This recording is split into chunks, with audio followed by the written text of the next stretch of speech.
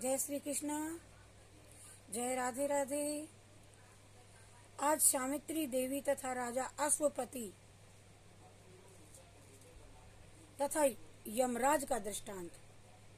सती सावित्री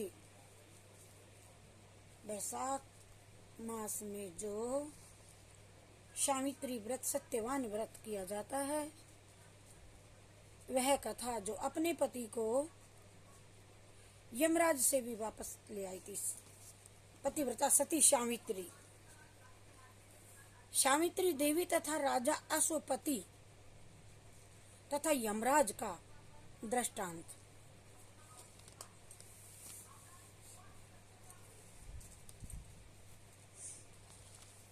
ये हमारी दृष्टांत माला है, जिसे हम रोज पढ़ते हैं, स्मरण करते हैं। जय श्री कृष्णचंद्र भगवान की जय, विष्णु भगवान की जय। ज्ञान प्रद गुरु और प्रेप्सित पंचविशः अनंत कोटि ब्रह्मांड नायक परात्परा पूर्णतम पुरुषोत्तम अखंड सच्चिदानंद कंद पार ब्रह्म परमात्मा परमेश्वर परम पिता प्रभु के पावन चरणार विंदों की प्राप्ति के लिए जन्म जन्मांतर युग युगांतर कल्प कल्पांतर के पूर्व जन्मों के पुण्यों के उदय होने पर जीवों को मनुष्य शरीर मिलता है, और इस मनुष्य शरीर को प्राप्त करके भगवान के चरणार विंदों का आश्रय ग्रहण करने का प्रयत्न करना, ये मनुष्य मात्र का सर्वप्रथम गुण है। और आज हमने किया सप्तम स्कंद। षष्ठम स्कंद पूर्ण हो गया था हमारा आज सुबह, और ये सप्तम स्कंद। या पति हरि भावेन भजेच श्री तत्परा हरियात्मना हरेर लोके पत्या श्रीरिवा मोदते।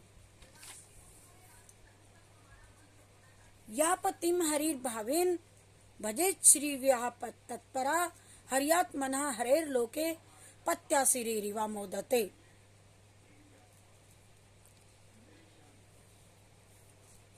भागवत के 7वें स्कंद का 11वें अध्याय का 29वां श्लोक है। जो स्त्रियां अपने पति को हरि रूप समझ करके सेवा करती हैं, वह लक्ष्मी की तरह हरिलोक में जाकर के पति के साथ निवास करती हैं, और इस भूमि में उनकी पूजा होती है। मध्य देश के परम धार्मिक राजा अश्वपति के कोई संतान न थी। उनके लिए राजा ने उपाय भी बहुत किए, लेकिन कोई संतान उन्हें नहीं हुई। उन्होंने बहुत प्रयत्न किए, कोई लाभ न हुआ। तब महाराज ने सावित्री की उपासना की, और वह 18 वर्ष तक नियम से रहे। सावित्री देवी ने कहा, राजन तुम क्या चाहते हो? राजा अश्वपति ने कहा, माँ मुझको पुत्र चाहिए। सावित्री बोली, मैं तेरे अभिप्राय को समझती हूँ, किंतु मेरे प्रसाद से तेरे एक तेजस्वी कन्या होगी। राजन इससे आगे मैं और कुछ नहीं सुनना चाहती। ऐसा कह करके देवी सावित्री वहां से अंतर्धान हो गई। हमारे पूर्वजों की कहानी है। उसके बाद इनकी ज्येष्ठा रानी को गर्भ हुआ, और उनके एक तेजस्विनी कन्या उत्पन्न हुई। महाराज ने उसका नाम भी सावित्री रख लिया, और कालांतर में उस यौवनशालिनी कन्या का गुण रूप सौंदर्य निखरने लगा, दिनों दिन बढ़ने लगी। कालांतर में जब यौवनशालिनी कन्या का गुण रूप सौंदर्य यौवनावस्था हो गई, तो उनके पिता को उनके अनुरूप वर ढूंढने में भी कठिनाइयां पड़ने लगी। मैं इनके समान वर कहां से लाऊं? ना कोई राजा उनकी याचना करता, कारण कि उनके अनुरूप कोई नहीं था। महाराज ने एक दिन अपनी पुत्री से कहा, सावित्री अब तुम्हारे विवाह का समय आ गया, और कोई वर तुम्हारे तेज को देख करके तुम्हारी याचना नहीं करता। इसीलिए तुम स्वयं अपने लिए वर तलाश करो, और मंत्री महोदय इस कन्या को आप अपने साथ ले जाओ। ये इच्छानुसार अपना वर देखेगी। मंत्री जी उसे राजधानी की ओर लेकर के चल दिए, पर कन्या कहती है मुझे आप राजधानी में नहीं, मंत्रियों से नौकरों से कहती है आप मुझे राजधानी में नहीं, मुझे तपोवन में ले चलिए। मंत्री के साथ सावित्री एक दिव्य आश्रम में पहुंची और वहां उसने शाल्व देश के राजा को ही, जो कि राज्य विहीन थे एवं अंधे भी थे, उनके पुत्र सत्यवान को देख करके और उसी को अपना वरण करके अपनी राजधानी में पिता के पास आकर के कहा पिताजी मैंने वर का वरण कर लिया है तथा उसका परिचय भी दे दिया। नारद जी भी उस सभा में बैठे थे। समाचार सुनकर के देव ऋषि नारद जी ने कहा राजन इस कन्या के बिना सोचे समझे इसने वर का निर्वाचन किया है। वह बालक विद्यावान है, सूर है, पितृवत्सल है तथा सत्यवान है, सूर्य जैसा तेजवान है, रूपवान भी है तथा ब्राह्मण भी है, परंतु उसमें एक महान दोष है कि वह तो अल्पायु है। बताया उसकी 1 साल की ही आयु शेष है। इतना सुनता ही महाराज अशुपति ने कहा पुत्री जाओ और कोई दूसरा वर ढूंढ लो, ये तुम्हारे योग्य नहीं, अभी तो कोई बात नहीं। सावित्री बोली पिताजी स्रकज्जल पंथी राजा नृस्कज्जल पंथी पंडिता सकृता कन्या प्रदीयेत त्रिण्यतानि सकृत सकृतः। राजा का आदेश एक ही बार होता है। पंडित की वाणी कहते हैं कि पंडित भी कहते हैं, वेदों में भी कहा गया है कि कन्या भी एक ही को दी जाती है और 3 काम एक बार ही होते हैं। सत्यवान चाहे दीर्घायु हो चाहे अल्पायु हो, सगुण हो या निर्गुण हो, मैंने उनका वरण किया है। अब दूसरा पति मैं नहीं ढूंढ सकती, मेरा पति दूसरा कोई और नहीं हो सकता। नारद जी भी कन्या की बात सुनकर के चुप हो गए तथा अश्वपति महाराज से कहने लगा राजन ये कन्या स्थिर बुद्धि मालूम देती है होती है, इसको हम और आप नहीं रोक सकते। होने दो संबंध भावी प्रबल है। जब अश्वपति कन्या के साथ में ध्युमतसेन के आश्रम में जाकर के बोले प्रभु मेरी कन्या को अपने पुत्र के लिए स्वीकार करो, ये कहा तो महाराज ध्युमतसेन संकोच करने लगे। अश्वपति ने कहा महाराज मैं आपकी स्थिति में से परिचित हूँ, पर क्या करूँ, मेरी कन्या ने आपके पुत्र का ही वर्ण किया, इसीलिए हम और आप भी विवश हैं। शुभ समय में वैवाहिक कार्य संपन्न हुआ। उसी दिन से सावित्री अपने अंधे सास ससुर और निर्धन पति की सेवा में तल्लीन हो गई तथा उसी दिन को संभालती रही जिस दिन स्वामी की मृत्यु होने वाली थी। उसे सब मालूम था। उस देवी ने एक बहुत बड़ा व्रत रखा और उस व्रत को प्रारंभ कर दिया। वह वट सावित्री व्रत कहते हैं उसको। वट सावित्री व्रत आज आयु की समाप्ति का दिन है तथा व्रत के भी पारण का दिन है। वह देवी अपने ससुर के पास जाकर के बोली मैं आज अपने स्वामी के साथ वन में जाना चाहती हूँ।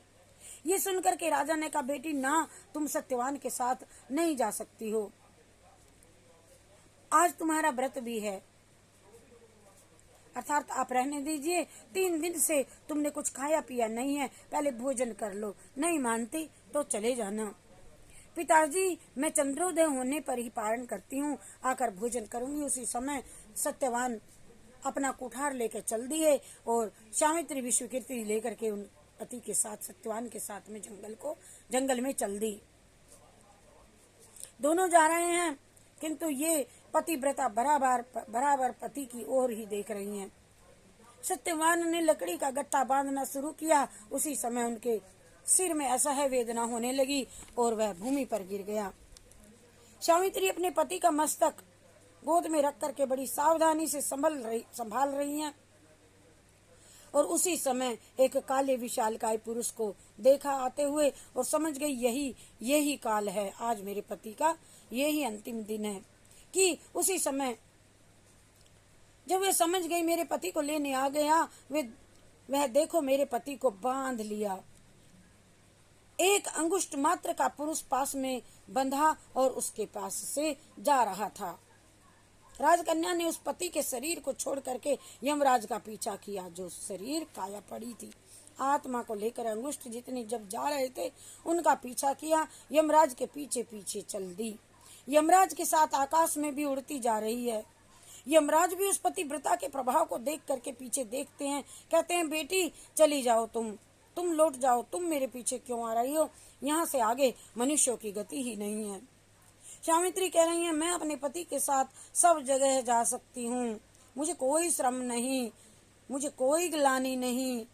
हे धर्मवत्सल, तुम मुझे मत रोको, आप तो धर्म स्वरूप हो, धर्म से ही आप जगत का पालन करते हो, धर्म से ही बढ़ते हो। यमराज कहते हैं, हाँ तू सब कुछ ठीक कह रही है बेटी, किंतु तुम चली जाओ, लौट जाओ।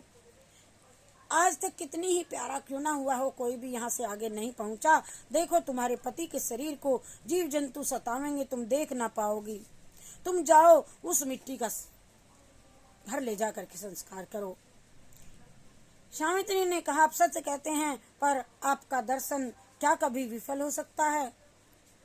सज्जनों की 7 पैर की मैत्री भी होती है, क्या आप मुझ पर दया नहीं करेंगे? यमराज उस तेजस्विनी के तेज से प्रभावित से जल्दी उनका पीछा छुड़ाना चाहते थे। कहते थे, तू देवी, मैं तुझसे संतुष्ट हूँ, चाहे जो तू कुछ वर मांग ले। तो सावित्री ने कहा, मेरे अंधे सास ससुर के नेत्र प्रदान कीजिए और उनका राज्य उनको दिलाइए, और मेरे भर्ता का जीवन। यमराज ने कहा, सब कुछ अस्तु। ऐसा कहकर यमराज वहां से अंतर्धान हो गए। इस सावित्री पूर्ववत अपने पति का मस्तक गोद में रख करके बैठ गई हैं। सत्यवान स्वप्न में यह सब देख रहे हैं, और सावित्री किस प्रकार मेरे प्राणों को बचा करके ले करके आई हैं। उठते ही अपना स्वप्न सावित्री को सुनाया। सपने में उसने पुत्र भी मांगा था, तो कहा था कि आप तो मेरे पति को लिए जा रहे हैं, तो पुत्र कहाँ से होगा? अर्थात यमराज ने उसके पति की आत्मा को छोड़ दिया था। उधर अंधे माता पिता कह रहे हैं, हाय मेरा जीवन सत्यवान अभी तक नहीं आया, आज तो सूर्य अस्त हो गए और अभी नहीं आए। सत्यवान तू ही तो हम दोनों का सहारा है, हाय पुत्र, रात हो रही है। उसी समय अकस्मात उनकी आंखें खुल गई। तेजस्विनी जिन देखा कि आंखें आ गई। महाराज चिंता न करो, शुभ लक्षण है, आपका पुत्र और वधू भी शीघ्र आएंगे। देखते ही देखते दोनों आ गए, पति और पत्नी। पिताजी को प्रणाम किया, पुत्र आज तुमने बहुत देर कर दी। सावित्री ने कहा, ये आज सो गए थे, सो विलंब हो गया। उसी समय राज्य के अधिकारी वर्ग आकर कहने लगे, महाराज आप अपने राज्य को संभालिए, ये कैसा आश्चर्य है, सभी काम बन गए, तुम्हारे पुत्र, ये सब तुम्हारा पुण्य ही तो है। सत्यवान कहते हैं, पिताजी ये सब आपकी पुत्र वधू का प्रभाव है, पुण्य का प्रभाव है। सावित्री के और सभी आज की वन की बातें पिताजी को सुना दी। महाराज दुष्टसेन उस पतिव्रता वधू को प्रभाव को देखकर गदगद हो गए। पति परायणा देवियां क्या नहीं कर सकती। उनकी इस लोक में कीर्ति और परलोक में भी पति के साथ बैकुंठ में वास, और इससे बढ़कर के पुण्य क्या होगा। वह लक्ष्मी की तरह बैकुंठ में ही निवास करती हैं। इसके लिए बहुत सुंदर भजन है, लेकिन इसमें अब नहीं पहुंच पाएगा। सावित्री सत्यवान का बहुत अच्छा सुंदर भजन गाएंगे। जय श्री कृष्णा, जय राधा।